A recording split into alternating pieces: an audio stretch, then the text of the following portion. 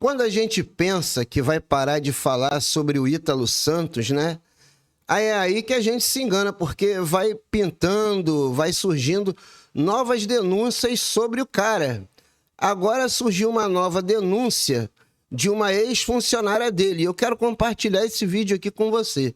Ele vai ficar um pouquinho grande, tá, pessoal? Eu não vou me estender muito aqui na minha fala para vocês prestarem atenção no que a ex-funcionária dele fala, o relato que ela conta, né, sobre o que passou com ele, e depois vocês tirem suas conclusões, beleza? Mas eu quero te pedir aqueles favores de sempre. Aquele teu like maroto para abençoar o meu canal, obviamente, né? Aí a sua inscrição, que é de graça, você não vai pagar nada. E, se possível, hypar o vídeo. Valeu? Deus abençoe você e toda a sua família. Até um próximo vídeo, se assim Deus permitir. E tudo que aconteceu comigo. Gente, eu sou nascida e criada em Fortaleza, Ceará. Eu recebi uma proposta de emprego para vir morar aqui em João Pessoa, Paraíba. E hoje em dia eu moro em João Pessoa. Foi algo que aconteceu na minha vida, assim, uma experiência trágica. Lá em Fortaleza, eu trabalhava com eventos. Eventos em gerais, festas, essas coisas. E aí, nesse ramo de eventos, a gente conhece muita gente. Comigo não foi diferente, conheci várias pessoas. No mundo artístico, influencers. Eu fui reconhecida, certo? Por uma pessoa assim. Essa pessoa gostou muito do meu trabalho. E aí, eu recebi a seguinte proposta. De vir pra cá, pra João Pessoa, morar aqui em João Pessoa, pra cuidar de todas as coisas. Bora bater os 100, tá? A Lohane bateu o 47. Bora bater o like 100 nessa live aqui, tá bom? 100 likes nessa live aqui. Dessa pessoa. Auxiliar, agenda, essas coisas que eles precisam, né? Pronto. E aí a proposta era o seguinte, era isso, e eu ia ter um salário super, hiper, mega bom, moradia, alimentação, e eu não me preocuparia com nada. Eu ia receber só meu salário, o resto eu não me preocupar com nada. Ok, no início, realmente foi assim, sabe? Eu morava num apartamento, eu não morava sozinha, eu morava com umas pessoas, que era do convívio dessa pessoa. Mas mesmo assim, eu não pagava nada.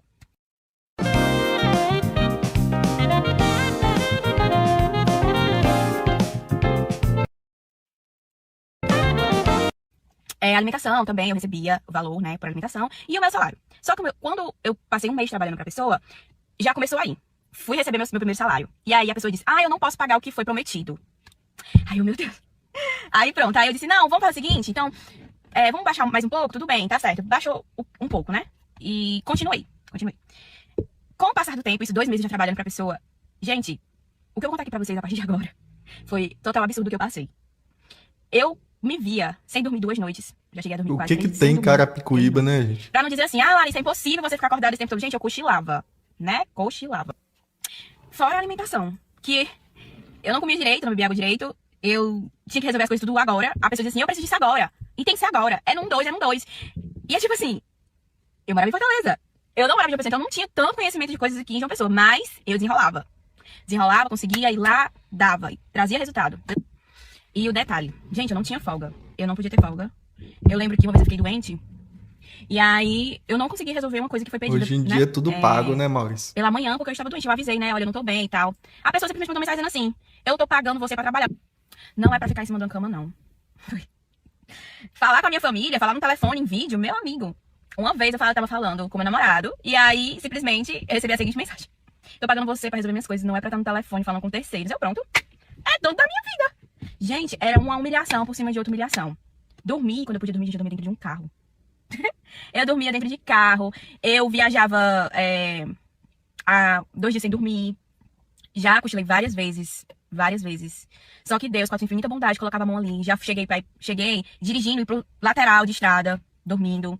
Já sim sofri acidente, mas graças a Deus eu estava sozinha no carro, não aconteceu nada. Às vezes eu fico me pensando se o que a pessoa queria era uma Larissa. Porque a Larissa lá em Fortaleza era solteira, teoricamente, solteira, não tinha filhos, eu já morava sozinha. Então, tipo, não teria nenhum familiar lá em João Pessoa, aqui, porque eu não tenho nenhum familiar aqui em João Pessoa. Então, ela é a pessoa perfeita pra ser minha escrava. Ela não tem a quem recorrer, ela não tem a quem pedir ajuda. Eu, claro, espero que não tenha sido isso o pensamento da pessoa, né? Porque se for, a pessoa é uma pessoa extremamente ruim mesmo.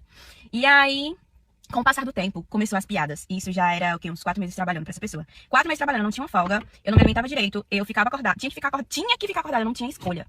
E aí, começou os murmurinhos, né? Ela está ficando lenta. Ela está ficando lesada. Ela está ficando uma lesma. A pessoa falava. Não só a pessoa, mas todo mundo do convívio, sabe? As piadinhas que eu tava falando lenta, acho que ele queria que eu fosse um robô. Porque uma pessoa com a rotina que eu estava tendo, ainda queria que eu ficasse 100%. Gente, teve uma vez que eu fui pra Fortaleza, a serviço dessa pessoa. Vocês acham que ele me autorizou a ver minha família? Ver minha mãe, a ver a minha família em si, né? A única pessoa que eu vi foi meu pai, porque enfim, ele tava com o meu carro, e eu precisei do meu carro. Mas o restante eu fiquei sendo vigiada pra não sair. Aí lá vem a grande pergunta: Larissa, por que tu passava por isso tudo? Eu me perguntava todos os dias a Deus por que eu estava passando por aquilo. Gente, eu me perguntava: meu Deus, por que eu tô passando por isso, meu pai? Por quê, Senhor? Eu sei que eu preciso, eu sei que eu preciso. Gente, quando eu saí de Fortaleza pra vir pra cá, eu saí na esperança de pegar meus sonhos e colocar na minha bagagem. Todo mundo tem seus sonhos, todo mundo tem seu objetivo. Eu saí de Fortaleza na esperança de que eu teria uma vida melhor.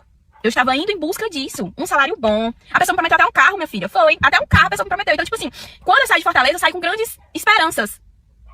Sabe? De ter uma vida melhor, de dar uma vida melhor pra minha família, pra minha mãe, pro meu irmão.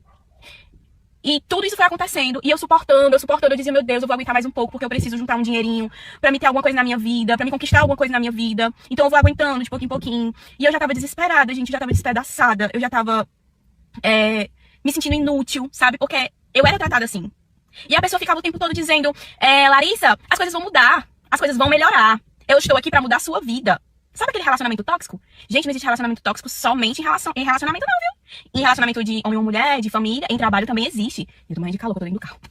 E assim, eu tinha isso no meu coração, sabe? Tinha muito. A pessoa se aproveitou disso? Talvez tenha se aproveitado, né? Mas não ficou somente por isso, viu, minha gente? Tem mais coisas que veio bem pior. Eu já tava cansada, já tava despedaçada demais, já não estava mais aguentando. Pra mim, Deus... Eu ficava me perguntando: pai, é o Senhor que é dono da minha vida, não é essa pessoa. E essa pessoa, ela se dizia ser dona da minha vida, praticamente. Eu não tinha mais vida. Eu não tinha mais uma vida. Eu tava ali totalmente no automático. Isso é muito perigoso, ficar no automático. Eu sempre fui muito fiel a Deus, eu sempre acreditei muito nas promessas dele. Eu sei que tempestades vêm e vão. Sempre acreditei. E eu me perguntava: meu pai, por quê? Por quê?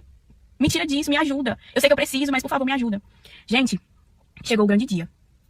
A pessoa mandou a seguinte mensagem pra uma terceira pessoa falar comigo. Porque a pessoa teve nem coragem de falar comigo. Dizendo que ou eu ficava com ele por um salário extremamente baixo, ou eu podia ir embora.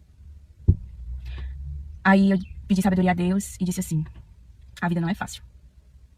Mas do jeito que está agora, eu sei que eu não vou suportar por muito tempo. Então que o Senhor, meu pai, me dê forças pra lutar por essa vida. E pra lutar pelo que vinha adiante. Mas eu não ia ficar mais. Eu já era lenta, eu já era uma lesma, eu já era uma escrava. Porque até no meio do pessoal que trabalhava lá, eu era apelidada de escrava. Olha, lá vem a escrava, lá vem a zumbi. É assim que eu era tratada. Até de palavras chulas, viu? Eu já fui chamada. Já me chamavam até: ei, sua vagabunda, vem cá. Era desse jeito. E aí, mandei uma mensagem pra pessoa. Eu disse: olha, muito obrigada pela oportunidade, mas eu não irei ficar. Eu quero só o meu salário do mês de junho, que eu não tinha recebido ainda, e as coisas que estão sendo devidas. Porque lá funcionava o seguinte: lá a gente tirava do nosso bolso, do nosso dinheiro, e pagava umas coisas pra eles, né? E aí eles ressarciam. Eles falavam assim: tu compra aí depois eu te repasso, né? E assim ia, né? Eles realmente pagavam, tá? Isso realmente eles demoravam, mas pagavam. E aí tinha uma quantia minha com eles de 23 a 24 mil reais. De coisas que eu paguei, utilizei o cartão, que não era nem do meu tio, e pagava, e eu falei, né? Eu preciso ser paga das coisas que eu paguei e o meu salário, pra eu poder ir embora. Era pra ser assim. Ele não me trouxe, vai pra cá, não me ofereceu. Então, ele teve que me pagar pra eu poder ir embora com o meu dinheirinho. Mas não foi assim, minha gente. Não foi. E ainda pedi minhas contas trabalhistas. Porque, ao meu ver, eu trabalhava de forma que era pra me receber minhas contas. Eu não era um prestador de serviço. Me corrijam se eu estiver errada, mas prestador de serviço que eu saiba, ela presta o serviço e vai embora. Eu ia embora por dia. Eu era praticamente uma escrava mesmo. Entendeu?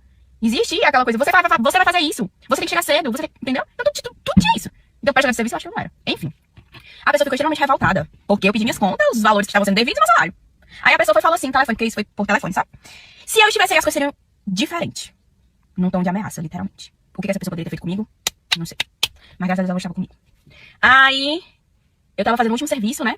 Pra poder ir pro apartamento, pegar minhas coisas e aguardar o meu dinheiro pra poder ir embora.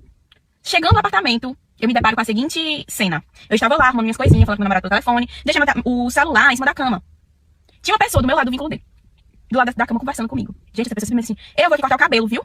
Tá bom, show. Tô aqui aguardando aqui, né, minhas coisas. Quando eu vou procurar meu celular, o que é mais limpo, meu celular tinha sumido. A pessoa simplesmente pediu pra essa pessoa do vínculo dele pegar meu celular e apagar todas as conversas. Foi exatamente isso que aconteceu. Eu chamei a polícia, eu fiz boletim de ocorrência, tudo. Eu fui invadida, fui violada, né?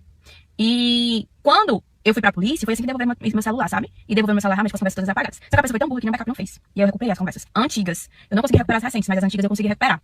E aí, a surpresa, quando eu volto da delegacia pra pegar minhas coisas no apartamento, isso já era 3 horas da manhã. Eu fui impedida de entrar no apartamento. Foi. E esse dia pra mim foi o pior dia de toda a minha vida. Eu 3 horas da manhã, com a roupa do corpo, num estado que eu não tinha sequer familiar.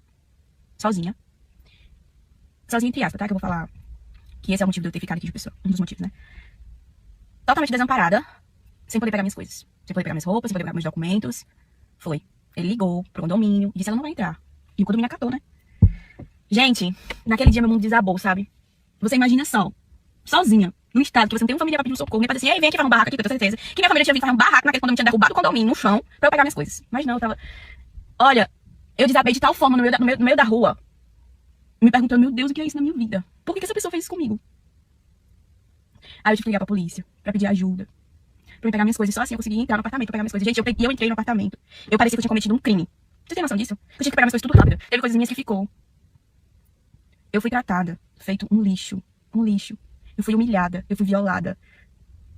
Às vezes, essas cenas vêm na minha cabeça. Tem que colocar no lento, difícil, Bia. Muito difícil. Tudo o que eu passei. Porque tá acelerado. Porque eu não merecia. Eu só tava ali trabalhando, Esse aqui, dando ó. o meu melhor.